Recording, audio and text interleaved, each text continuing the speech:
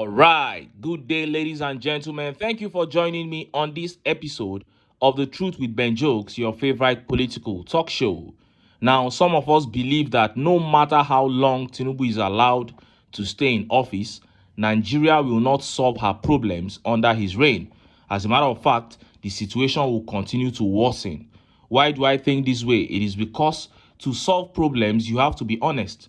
You have to, first of all, accept that the problems exist, and you must be completely honest about the root causes of the problems. That's how you begin if you genuinely want to solve problems. But what we have under Tinubu are spokespersons denying the existence of problems, and where they accept that problems exist, they ignore the real causes. They ignore the globally known causes of the problems, and they begin pointing accusing fingers at other people and other irrelevant factors. Hours ago, Shettima made a very shameful statement at a time that Nigerians are crying about the decay in the health sector. And just as Nigerians were yet reacting to that statement by Shettima, Tinubu's wife dropped another bomb. REMI Tinubu blamed the Nigerian movie industry, Nollywood, and social media for what is clearly a failure of governance, a failure that she and her husband are 100% associated with. So tell me, how do you solve problems when you ignore the real causes and begin chasing shadows? Before I show you details of these top stories and how Nigerians reacted, let me quickly show you this video. It seems that the House of Representatives are dead serious about creating 31 more states in this country. Let's listen to one of them, Honorable Philip Agbese, making a case for the proposed creation of 31 additional states in Nigeria. See the video. My background, well rooted in the civil society and where I came from before I joined the parliament, it is very easy to criticize some of these issues. And what is the essence of governance? Governance is about the welfare of the people. So if Nigerians have concluded that state creation will lead to governance getting to the last citizen of this country, then it is not about the boys in quote. It should be about the people, because democracy is about the people. So if state creation, if we all mean it, and we are, as parliamentarians, and I've seen the buy-in of parliamentarians, my colleagues, their commitment, their level of patriotism that many of them have exhibited. Because you see, there's something very different about this constitutional amendment that we're embarking on today. At committee levels, I've seen, members of the committee speaking for other regions of the country. I'm from Benue State. When the issue of state creation was raised in the committee, it will shock you that members of parliament from other parts of the region were the people who were advocating for the creation of state for my people. A good example, like I mentioned earlier, is the way that the Right Honorable Deputy Speaker, has been able to present the Southeast agitation. And you saw what happened recently with the creation of the Southeast Development Commission. You don't come to the central table with a mindset, entitlement mentality. You lobby people, you make your case, you discuss with people, you share your pains, your worries with the people. So people buy into your worries. Why do we need a state? We need to reach a larger number of persons in our community, develop our communities to do better for the people, engage more people. So governance or democracy is not about the boys. And secondly, I do not subscribe to the group of people who believe that what the military did in a democracy, we cannot do it. It should be that what the military was able to achieve, democracy should be able to better that. All right. We have engineered reforms in INEC, in the banking sector, telecommunications sector, built better infrastructure than the era of the military. So is it not now in a democracy where the people now have the right to speak, to say what they want, that we should be able to amend the constitution and bet to ourselves a better nation? You heard that.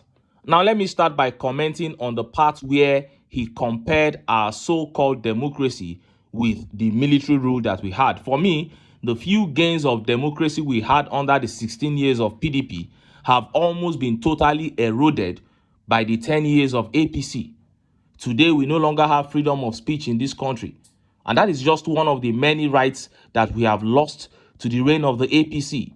Then, on the issue of states creation as a means to get the dividend of democracy to the common man, I would say we have a culture of corruption in this country. And as far as that culture remains, no strategy deployed to fix Nigeria will work effectively.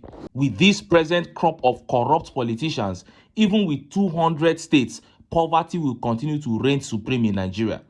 I am not against state creation per se, but I don't believe it will really solve any problem in this current Nigeria.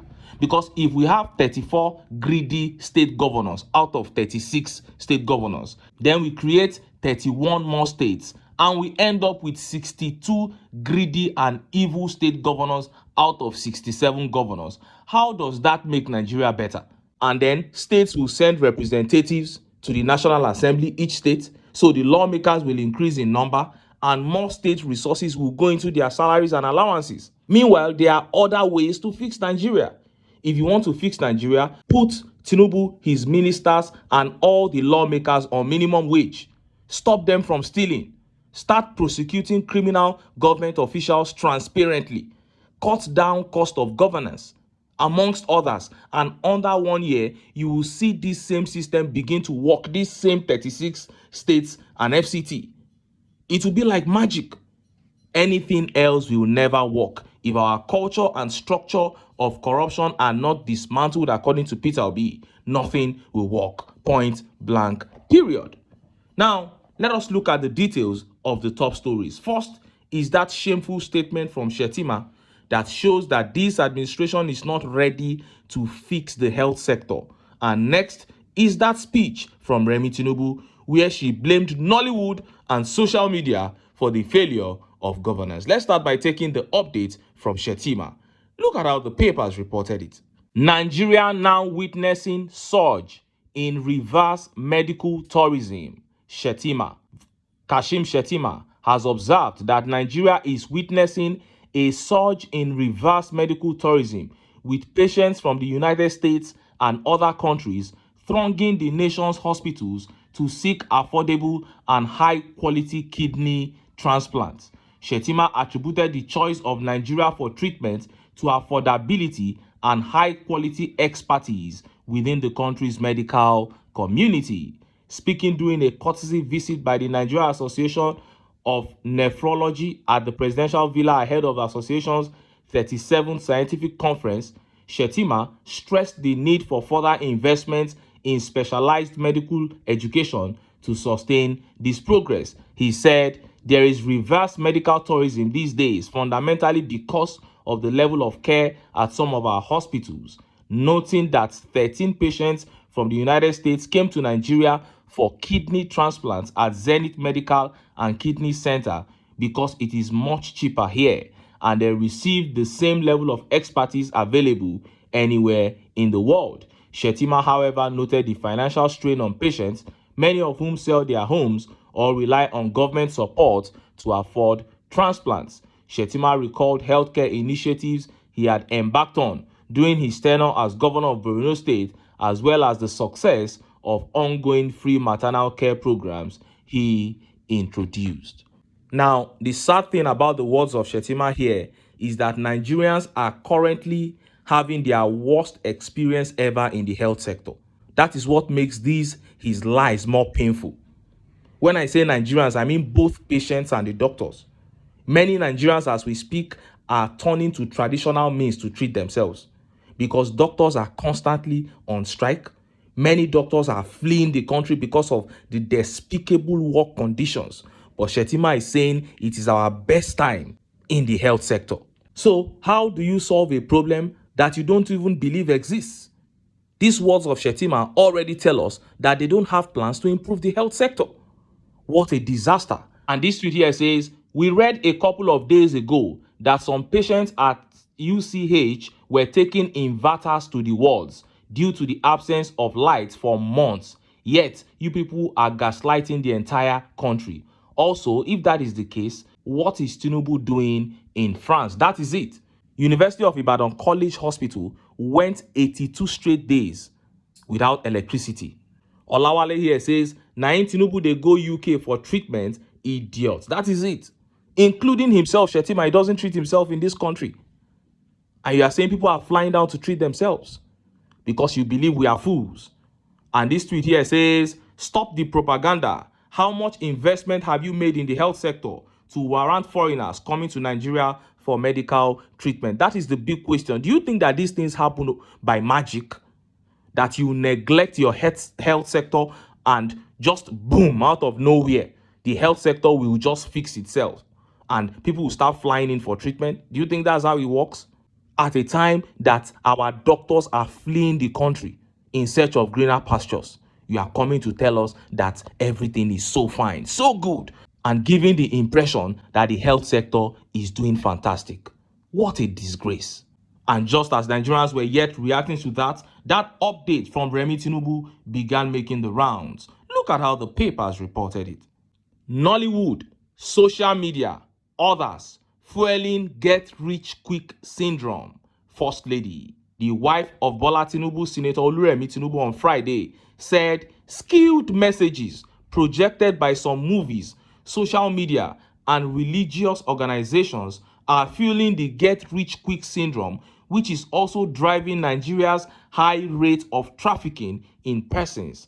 Tinubu also pledged her support to the National Agency for the Prohibition of Trafficking in Persons in the agency's ongoing fight against human trafficking. She stated this when the Director General of the agency, Binta Bello, led the top management of NAPTIP to her office at the State House, Abuja.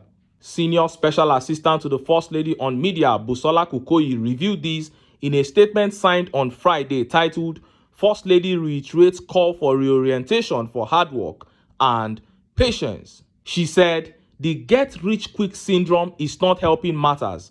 Even our religious institutions are doing prosperity preaching, and even the Bible talks about work. Social media is also not helping. Nollywood as well. She pledged her support to the agency, starting with interfacing with wives of state governors to assist in enhancing awareness and advocacy about its activities. Trafficking in persons is the second largest transnational organized crime in the world after drug trafficking. It is also a huge menace in Nigeria, and it requires the buy-in and active management of critical stakeholders to fight it, she stated. You heard that. Remi Tinubu telling Nigerians to embrace the principles of hard work and patience. So funny. She has blamed Nollywood, blamed social media for misleading Nigerians into greed, but she left out the greed of the political class that has brought the country to where it is today. Because she knows that when you begin to talk about political greed in Nigeria, her family is the epitome. The breakdown of her family wealth alone is enough to begin and end the discussion on political greed in the continent of Africa. So she had to leave out the fact that young Nigerians are influenced negatively by the lifestyles of criminal politicians who they see every day in the society. A man forfeited over $400,000 of drug money in Chicago, United States, and that man came back to Nigeria to join Nigerian politics. Now, he didn't even have to get to Aso Rock. The moment such a man became a governor, we lost the right to speak about morality in this country. But his wife is out here blaming Nollywood and social media for being negative influences on Nigerians. So was it Nollywood that influenced your husband when he was in Chicago? And look at how Nigerians reacted. Let's take some of the tweet reactions. And this tweet here by Lionel says, what about government distributing SUV cars? Politicians stealing billions of money. One politician having 10 cars. We dey see Dino cars on social media. Nothing concern Nollywood with get rich quick syndrome. And Mark here seconded that tweet. He said, what fueled her husband forfeiting drug money in USA? Was it not because he wanted to get rich quick? And Moshood Adeyemo here says, Before the Nollywood and social media, our leaders are the worst culprits in fueling get-rich-quick syndrome. If our leaders, First Lady inclusive, desist from their ostentatious lifestyles and obscene display of opulence, it will go a long way in reducing this malady. I remember when Tinubu was driving into Lagos and his convoy had over 100 cars.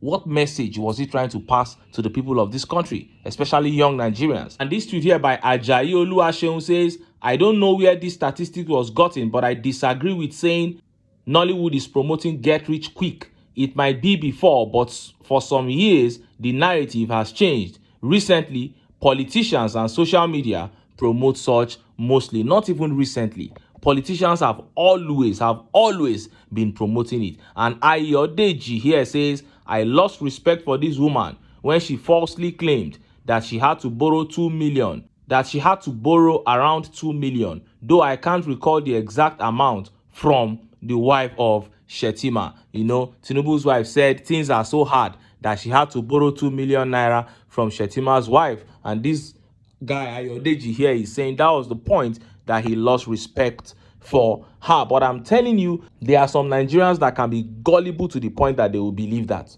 And those are the Nigerians they target. Even with this kind of statement saying that Nollywood and social media are the ones deceiving Nigerians to get into rituals and human trafficking because they deceive them that it is possible to get rich quick. She's blaming everything on Nollywood and social media. They have their targets. Before you know, some people will run with this message and say Nigerians are the cause of all these things. Nollywood, social media, leaving out the political class that are doing the real damage. But we will not be fooled. We know how evil these people are, and we are not going to be gaslighted. And that is why we keep telling Nigerians that we need to stick together and fight this evil of the political class. The political structure must be dismantled for Nigeria to forge ahead as the great nation that it is. Anyway, make I leave am here. Make I still enter town. Make I go get some ogbonge political news wey una go like. Why? Because na because of una na I dey here. So don't go away. Don't go away.